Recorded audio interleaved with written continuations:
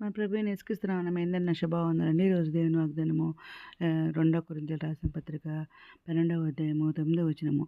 అందుకు నా కృప నీకు చాలును అని వాగ్దానం ఇచ్చాడు. పరిశుద్ధాత్మ రాత్రి ప్రార్థన చేసి స్తుతులు చెల్లించి మరలా ప్రార్థన చేసి దేవుడు అన్నప్పుడు దేవుడు ఏ వాగ్దానం ఇచ్చారని వెంటనే పెట్టిన చూడండి అక్కడ. దేవుడు మరి మనం ఉదయకాల సాయంత్రకాలం ప్రార్థన చేస్తున్నాం, అర్ధరాత్రి లేచి ప్రార్థన చేస్తున్నాం, మధ్యాహ్నం ప్రార్థన చేస్తున్నాం, సుత్యాగం చేస్తున్నాం, ఉపవాస ప్రార్థన చేస్తున్నాం, బైబిల్ అయితే పూర్తి రాశారండి. దేవుని కృపను ఏ విధంగా చేస్తున్నాం కాబట్టి దేవుడు ఆయన కృప మనకు చాలును అంటున్నారన్నమాట. మన బలహీనత యందు ఆయన శక్తి పరిపూర్ణమవుతున్నదని ఆయన మరి మనతో చెప్తున్నారన్నమాట.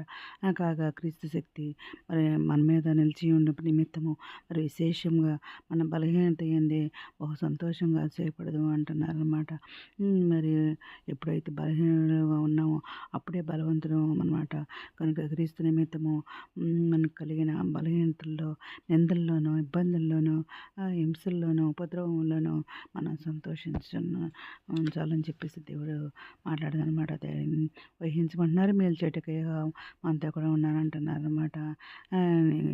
కనిపెట్టుకుని ఉండేమో ధైర్యం తెచ్చుకునేది నిబ్బరంగా ఉంచుకోమంటున్నారన్నమాట. ఎందుకంటే యెహోవా తన ప్రజల బలను అణగించే దేవుడు, యెహోవా తన ప్రజలకు సమాధానం కలిగజేసే దేవుడు అనమాట. మన దాకా చుట్టూ ఆయనే అనమాట. మన శ్రమల నుండి ఆయన మనల్ని రక్షించే దేవుడు అనమాట. విమోచన గాంతో మనల్ని ఆవరించే దేవుడు అనమాట. యెహోవా యందు నమ్మిక ఉంచి ఆయన కృప ఆవరిస్తుంది అనమాట. నీతిమంతులకు కలిగే ఆపదలు అనేకములనమాట. వాటన్నిటిలో నుండి యెహోవా మనల్ని విడిపిస్తారనమాట. ఆ కాలంలో మనం మొరపెడితే ఆయన మనం విడిపిస్తారనమాట. మనం మహింపరుస్తారనమాట. ఆనాటికి ఆయన మనకి బలాభివృద్ధిలో చేస్తారనమాట. ఆయన చేయడితే మనకు తోడుగా ఉండదన్నమాట. ఆయన బాహుబలం మనం బలపరుస్తుందన్నమాట. ఎందుకంటే మన మహోన్నత దేవుడిని సర్వశక్తిని శ్రవించాం కాబట్టి మనకి అపాయం ఏమి రాదంటున్నారు. ఏ తీగలు గుడారం సమీపించదంటున్నారు. నీ పాదములకు ఏ రైత లేకుండా ఆయన నేను నీ గూర్చి ఆయన దూతలకు ఆజ్ఞాపిస్తా అంటున్నారు. వారు నిన్ను తమ చేతుల ఎత్తి పట్టుకుంటా అంటున్నారు. ఎందుకంటే నువ్వు దేవుడిని ప్రేమిస్తున్నావు కాబట్టి నేను ఆపద నుండి తప్పిస్తా అంటున్నారు. నువ్వు అతను దేవుని నామం ఎరిగిన కాబట్టి నువ్వు నిన్ను ఆయన కనిపిస్తానంటున్నారు. నిన్ను సంతులైన దాన్ని వెళ్ళాలిగాను, కుమారుల సంతోషంగా తల్లిగా నేను చేస్తానంటున్నారు. అందుకని మనం మనుషులు నమ్ముకున్న కంటే యెహోవాను ఆశ్రయించడం మేలమాట. ఆ రాజులు నమ్ముకున్న కంటే యెహోవాను ఆశ్రయించడం మేలమాట. ఆయన వాక్యం మనం బతికిస్తుందన్నమాట. మన బాధలు మనకు నెమ్మది కలిగిస్తుందన్నమాట. ఏ పని రాకుండా యెహోవా నిన్ను కాపాడు, నీ ప్రాణం కాపాడు అంటున్నారు. తనకు తనకు నిజం మొరపెట్టి యెహోవా సమీపంగా ఉన్న దేవుడు అనమాట. బాధపడే వారికి ఆయన న్యాయం తెచ్చే దేవుడు, ఆకలికొన్న వారికి ఆయన ఆహారం తెచ్చే దేవుడు అనమాట. ఆయన వల్ల జరిగే కలుగుద్ది అనమాట. మన జీవన సంవత్సరం అధికంలో అవుతాయి అనమాట. మన మనసు అయితే ఆయన మీద ఆనుకుంటూ వాళ్ళని పూర్ణ సంతగాలు కాపాడే దేవుడు మన దేవుడు అనమాట.